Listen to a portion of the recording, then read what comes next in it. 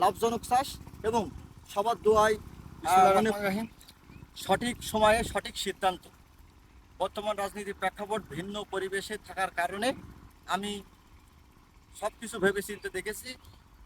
রাজনীতির পরিবেশ অত্যন্ত দুঃখজনক বিষয়, এ কারণে আমি সঠিক সময়ে ভেবেচিন্তে সঠিক সিদ্ধান্ত নিয়েছি এবং 1.5 বিঘা মতো আমি পেয়ারা চাষ এবং লেবু চাষ শুরু করেছি। আজকে আমি এই লেবু চাষ এবং পেয়ারা চাষে অতিরিক্ত খরা শুকনোর কারণে আজকে আমি সেচ দিচ্ছি। ইনশাল্লাহ আমি লাগিয়েছি পেয়ারা গোল্ডেন 5 সাদা।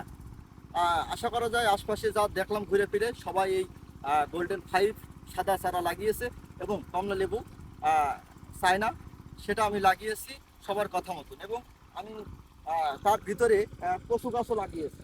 কচু গাছ যেহেতু পেয়ারা ধরতে মিনিমাম 6 মাস লাগবে, এ কারণে আমি তার ভিতরে কচু লাগিয়েছি এবং 2-1 দিনের ভিতরে আমি এপাশে ঝালের চারা লাগাবো এবং মাঝে মাঝে কয়েকটা পুলিশ চারা লাগিয়েছে, এই কারণে যে পুলিশ চারা দ্রুত হয় এবং অনেক বড় হয়, উঠে যায়, এ কারণে লাগিয়েছি।